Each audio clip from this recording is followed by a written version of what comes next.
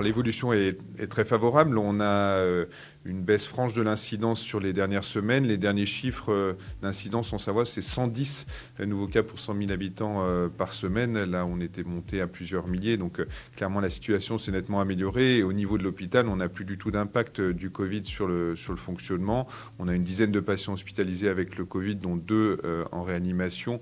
Mais en réalité, très peu ou quasiment plus de patients qui arrivent vraiment pour le motif Covid. Donc de ce point de vue-là, on est très rassuré. Alors pour autant, le virus circule encore et même si on regarde les chiffres, on a une stabilisation depuis quelques jours, sans doute sous l'effet d'un variant qu'on avait évoqué. Il y a les variants BA4 et BA5, donc c'est des sous-variants d'Omicron qui ont déjà donné des remontées épidémiques au Portugal, par exemple. Donc on peut s'attendre à une légère augmentation des cas dans les semaines qui viennent, mais c'est des sous-variants qui restent très sensibles à l'effet de la vaccination et de l'immunité conférée par une infection antérieure. Donc on n'est pas inquiet pour les semaines qui viennent concernant le fonctionnement de l'hôpital.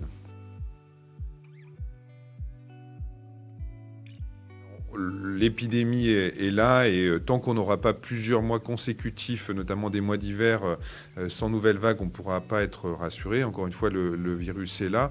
Maintenant, c'est vrai qu'on n'a pas de vrais nouveaux variants qu'on voit émerger quelque part au niveau du globe. Donc, ce qui nous laisse penser que pour l'été au moins, on devrait être relativement tranquille. Je pense que c'est quand même important de rester vigilant pour les personnes les plus fragiles. Il y a encore des gens qui sont non vaccinés.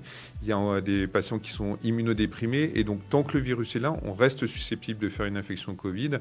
Et donc, gardez en tête cet élément-là. Si on a des symptômes évocateurs de Covid, c'est important de consulter tôt son médecin traitant, d'autant que pour ces personnes très fragiles, on a un traitement oral qui est accessible. Donc, gardez en tête quand même que ce virus est là et que quand on est à très haut risque, il faut consulter rapidement et même peut-être se protéger aussi en portant le masque, notamment quand on est dans des grandes foules.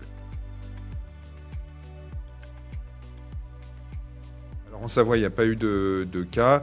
C'est vrai que c'est une alerte à laquelle on est un peu plus sensibilisé vu qu'on sort d'une grosse pandémie avec un impact fort sur le système de santé.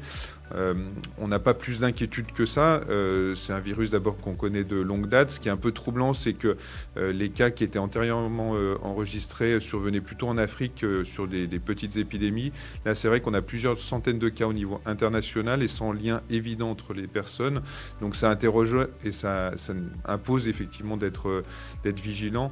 Maintenant, c'est des choses pour le coup, on est un peu plus organisé, puis on n'a pas le sentiment qu'il y ait une explosion du nombre de cas. On est aussi assez rassuré sur le fait que c'est une maladie qui n'est pas très grave, qui est assez facile à diagnostiquer au sens où ça donne des lésions cutanées qui sont quand même assez spécifiques, des grosses pustules qui ressemblent un peu à la varicelle. Donc des fois, c'est un peu difficile de faire la différence. Et puis surtout, on a un vaccin qui est efficace.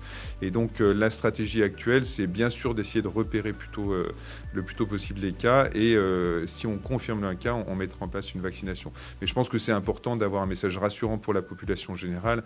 Pour nous, ça ne va pas représenter une sollicitation importante sur les semaines qui viennent, on espère en tout cas.